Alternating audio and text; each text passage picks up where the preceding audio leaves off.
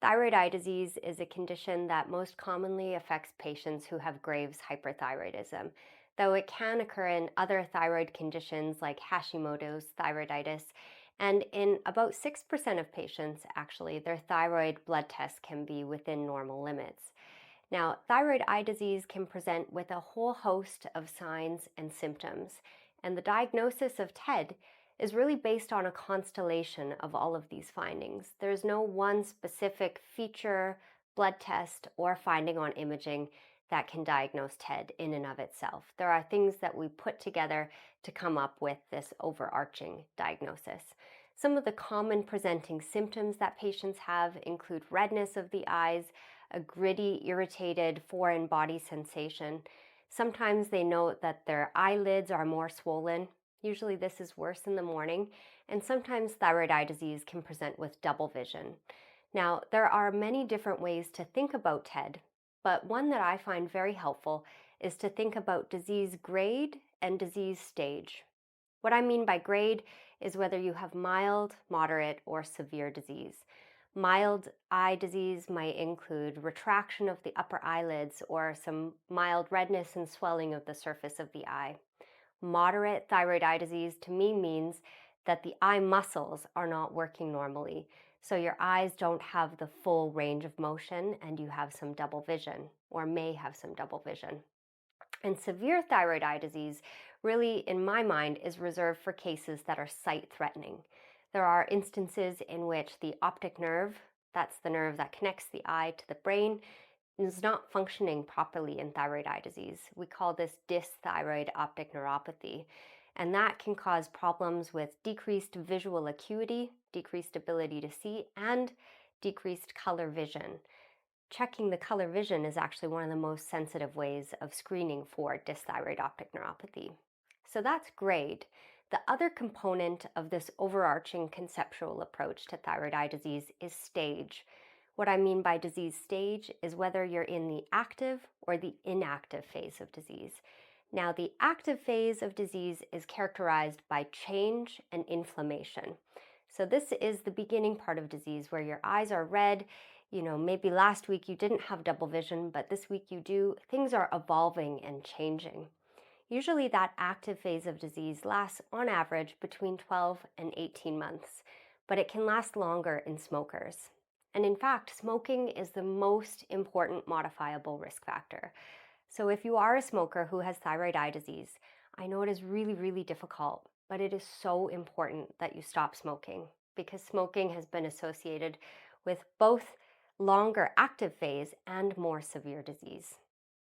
So stopping smoking, super important. In terms of the other component of disease stage, we have the inactive stage. So this is what has happened after that inflammatory period has ended, right? Unfortunately, many of the changes do not simply reverse back to what the appearance and function of your eyes was before you had thyroid eye disease.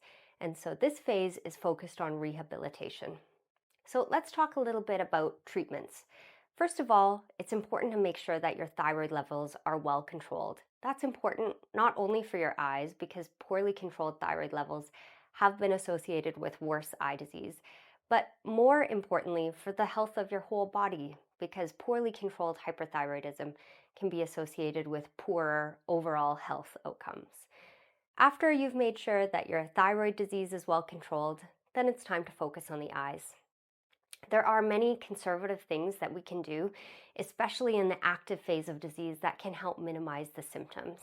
This includes use of lubricating eye drops and ointment at bedtime because the eyelids often become retracted and the eyes bulge forward with thyroid eye disease, and so they can dry out more easily. So use of lubricating eye drops and ointment can be very helpful. There is some good scientific evidence that use of selenium, 100 micrograms twice a day, can also be helpful for patients with mild active thyroid eye disease.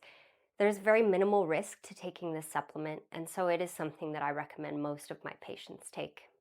In terms of other conservative measures, there's things that you can do to minimize the swelling around the eyelids.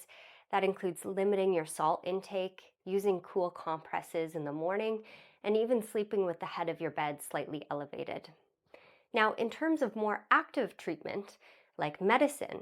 Certainly, there are indications for use of things like corticosteroids if there is significant disease activity, or some of the other immune suppressant medications. Depending on the exact specific presentation of each case, a specific treatment will be recommended by your oculoplastic surgeon. Let's talk a little bit then about surgery. So, in the majority of cases, surgery is really reserved for the inactive stage of disease. There are some instances where our hand is pushed and we do surgery during the active phase, but really that is mainly for sight threatening conditions. So, for example, if you have dysthyroid optic neuropathy, you have not responded to treatment with high dose IV steroids, then we may consider doing an urgent orbital decompression to allow for more space at the back of the eye socket to minimize the chance that you have permanent vision loss from thyroid eye disease. But aside from that instance, most of our surgical interventions are really reserved for the inactive phase of disease. Now, in terms of the order of surgical intervention, generally we want to address the eye socket first. So, with thyroid eye disease, you can have expansion of the orbital fat and expansion of the muscles.